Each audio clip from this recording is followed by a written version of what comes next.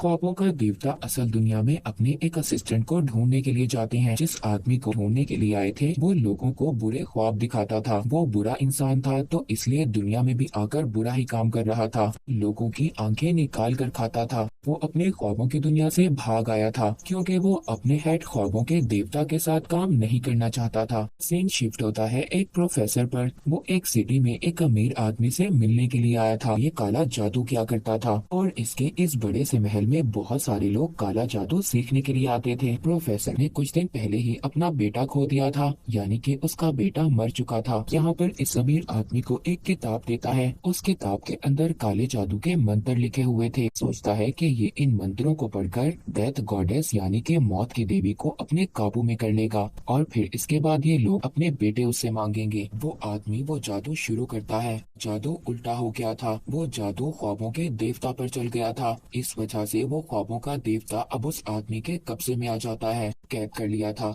ये आदमी जो काला जादू किया करता था, इसको जादू कोई अच्छी तरह नहीं आता था। इनको अभी तक ये लग रहा था कि इन्होंने मौत के देवता को कैद किया है। ये उस ख्वाबों के देवता की तीन चीजों को चुरा लेते हैं। एक हेलमेट जो कि एक जादुई हेलमेट था, दूसरा एक रूबी जो कि एक लॉकेट में थी और तीसरा जादुई रेत की पोटली थी। ख्वाबों के देवता के होश में आते ही वो आदमी उससे अपने बेटों को मांगता है। उनको बिल्कुल भी जवाब नहीं देते। कैद करने की वजह से पूरी दुनिया में सिस्टम तबाह हो जाता है क्योंकि ख्वाबों के देवता का जो काम था वो कोई भी नहीं कर रहा था। जितने भी लोग नींद में थे वो सबके सब मर गए थे। 10 लाख से ज्यादा लोग थे जो नींद में ही मर गए थे। अब उस अमीर आदमी के पास ख्वाबों के देवता का वही असिस्टेंट भी आता है जो चाहता था कि वो आदमी और भी ज्यादा ख्वाबों के देवता को अपनी कैद में रखे। वो उस ख्वाबों के देवता के गिर्द एक जादुई घेरा बनाते हैं और उसको एक मजबूत ग्लास कवर में बंद कर देते हैं। वहाँ पर गार्ड्स दवाई खाया करते थे ताकि उन लोगों को नींद न आए। अगर हम सो गए तो ये हमें मार देगा।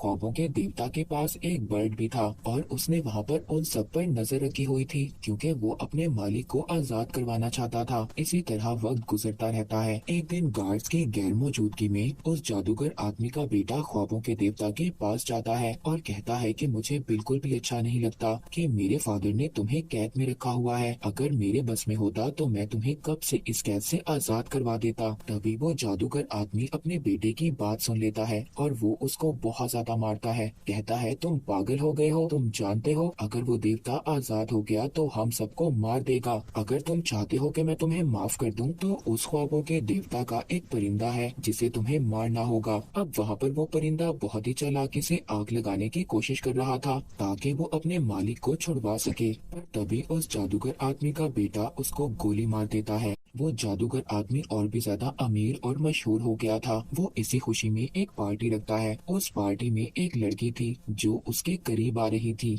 वो अब प्रेग्नेंट हो चुकी थी और वो उस आदमी को अपने बच्चे के बारे में बताती है, मगर वो आदमी ऐसा कुछ भी नहीं चाहता था। इसलिए अब उस लड़की को गुस्सा आ जाता है और वो अब उस जादूगर से वो तीनों चीजें चुरा कर भाग गई थी। वो ही तीनों चीजें जो इस जादूगर आदमी ने ख्वाबों के देवता से छीनी थी। ये सब बातें जादूगर बताने के लिए आता है और कहता है कि मैं तुम्हें छोड़ सकता हूँ अगर तुम मुझे ये वरदान दे दो कि मैं कभी ना मरूं। जब वहाँ पर ख्वाबों का देवता उस जादूगर को कोई भी जवाब नहीं देता तो गुस्सा आ गया था और वो अब वहाँ पर अपने बेटे से लड़ने लगता है। इसी लड़ाई में जादूगर की जान चली गई थी। उस जादूगर आदमी का बेटा ख्वाबों के देवता से ये कह रहा था कि मैं तुम्हें छोड़ सकता हूँ मगर इसके बदले तुम्हें मेरी जान बख्शनी होगी। बहुत सारा वक्त गुजर जाता है। अब उस जादूगर का बेटा भी बूढ़ा हो गया था। वो अपने आखिरी वक्त में देवता के पास आता है और अभी भी वो उससे यही कह रहा था कि मैं तुम्हें छोड़ दूंगा मगर तुम्हें इसके बदले मुझे माफ करना होगा। तभी जब वो वहाँ से जा रहा था तो उसकी व्हील चेयर से वो जादुई घेरा थोड़ा सा मिट गया था जिसमें वो ख्वाबों का देवता कैद था और इसके बाद वो आजाद हो गया था। उसने उस जादूगर आदमी के बेटे को उसके ख्वाबों की दुनिया में ही कैद कर दिया था। अपनी दुनिया में आ गए थे, यानी कि अपने ख्वाबों की दुनिया में सब कुछ बर्बाद हो चुका था क्योंकि ख्वाबों के देवता पूरे 100 साल से उस आदमी की कैद में थे। दूसरी तरफ उस असिस्टेंट को भी ये बात पता चल जाती है जो बुरे ख्वाब दिखाया करता था। उसको इस बात का डर था कि ख्वाबों के देवता मुझे भी मार देंगे। वो अब उस लेडी के पास जाता है जो लेडी उस जादूगर से तीन चीजें चुरा कर लाई थी। पास आया था वो 3 चीजें लेने के लिए। उसको बताती है कि 2 चीजें तो मैंने बेच दी थी और एक जादुई लॉकेट मेरे पास है। उस लॉकेट ने उसको अभी तक जबान कर रखा था। असिस्टेंट उस लेडी से वहाँ से जबरदस्ती करने की कोशिश कर रहा था तो उस जादुई लॉकेट से उस असिस्टेंट को उसके सपनों की दुनिया में कैद कर देती है। वहीं पर अब ख्वाबों के देवता को दोबारा से अपनी दुनिया बनाने के लिए अपनी 3 जादुई चीजों की जरूरत थी। इसीलिए ये फैसला करते हैं कि वो 3 देवियों को बुलाएंगे जो इस ख्वाबों के देवता को उन चीजों के बारे में बता सकती थी। बुलाते हैं और उन 3 देवियों को एक सांप का तोहफा देते हैं। बताती है कि तुम्हारी जादुई रेत की पोटली एक लड़की के पास है जो दुनिया से डीमंस को भगाने का काम करती है, और दूसरा तुम्हारा जो हेलमेट है वो नर्क यानी के दोज़ख में है, और तीसरा तुम्हारा जादुई लॉकेट जिसके अंदर रूबी है वो एक लेडी के पास है। फिर इसके बाद वो लेडी अपने बेटे से एक हॉस्पिटल में मिलने के लिए जाती है मगर उसका बेटा बूढ़ा हो चुका था। उस लॉकेट ने उस लेडी को अभी तक जबान कर रखा था। कहती है कि जब ख्वाबों का देवता तुम्हारे पास ये लॉकेट लेने के लिए आए तो तुम उसको ये लॉकेट देकर अपनी जान बचा लेना। लॉकेट उतार कर अपने बेटे को दे देती है। जैसे ही वो लॉकेट उतारती है वो बूढ़ी होकर मर गई थी।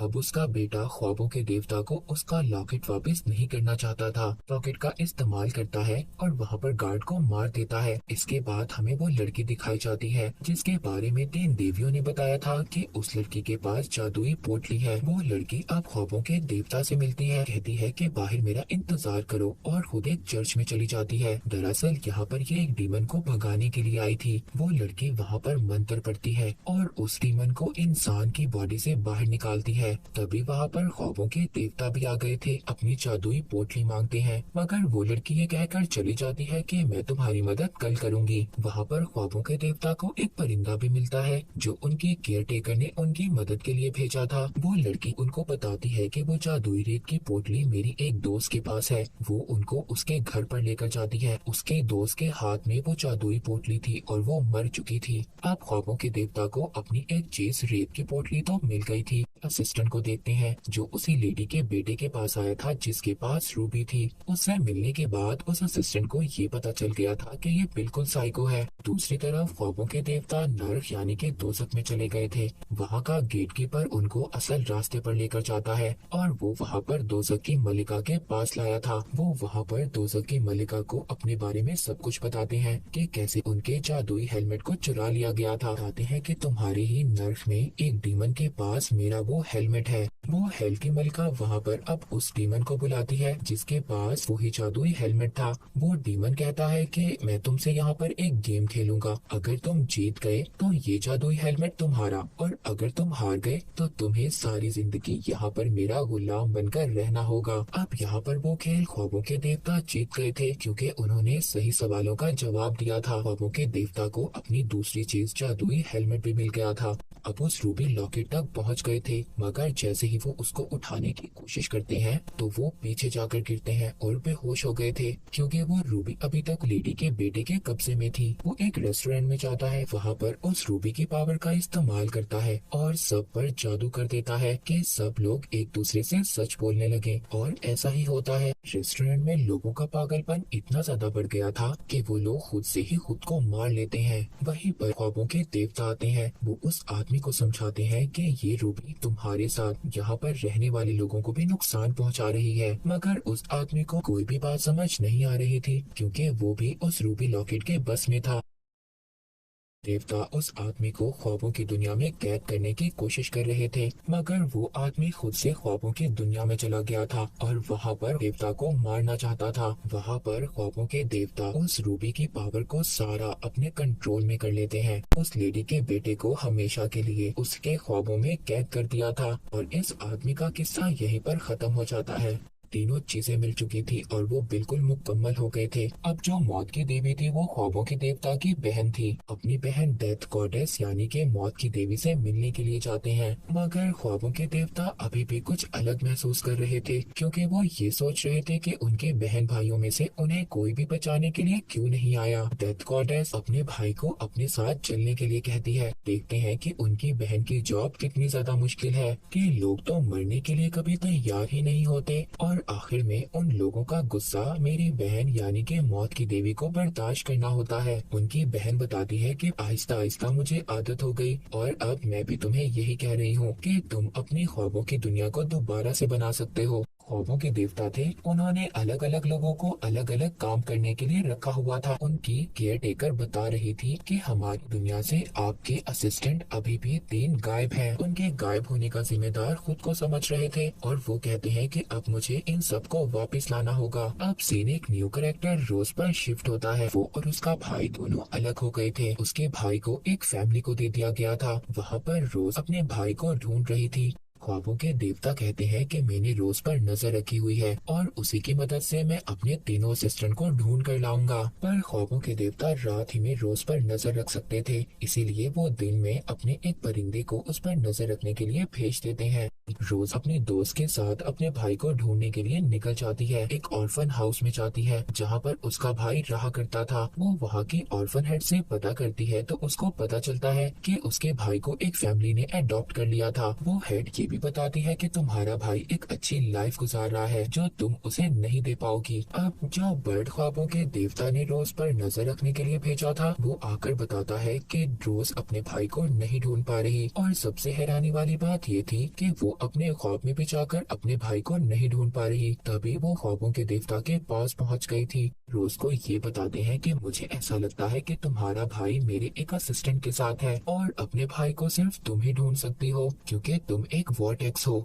वॉर्टेक्स वो होती है जो अपने ख्वाबों की दुनिया में रहकर दूसरे इंसान के ख्वाब में जा सकती हो। जब ख्वाबों के देवता के साथ रोज अपने भाई को ढूंढती है तो वो कामयाब हो जाती है। उसको उसका भाई मिल गया था और ख्वाबों के देवता को अपना असिस्टेंट मिल जाता है जो उनकी ख्वाबों की दुनिया से गायब हो गया था। रोज की दादी माँ उसको बताती है कि असल वोल्टेक्स वो थी मगर उनके कोमा में जाने की वजह से वोल्टेक्स रोज बन गई। रोज की दादी माँ जाते जाते ख्वाबों के देवता को एक बात बताती है कि उन्होंने ख्वाब में एक आदमी से शादी की थी जिसकी आंखें गोल्डन थी और ऐसा आदमी मैंने असल दुनिया में कहीं पर भी नहीं देखा। देवता को ये बात समझ आ गई थी कि वो गोल्डन आइज वाला आदमी कोई और नहीं बल्कि उनका भाई था और ये सब कुछ उसी ने किया था ताकि ख्वाबों के देवता मर जाएं और सारी ख्वाबों की दुनिया उसके कंट्रोल में आ जाए। और अब वो अपने भाई के पास जाते हैं और उसको कहते हैं कि मेरी दुनिया से दूर रहो और वापस से अपने ख्वाबों की दुनिया में जाकर सब कुछ ठीक करने लगते हैं। और इसी के साथ ये सीरीज यहीं पर एंड हो जाती है।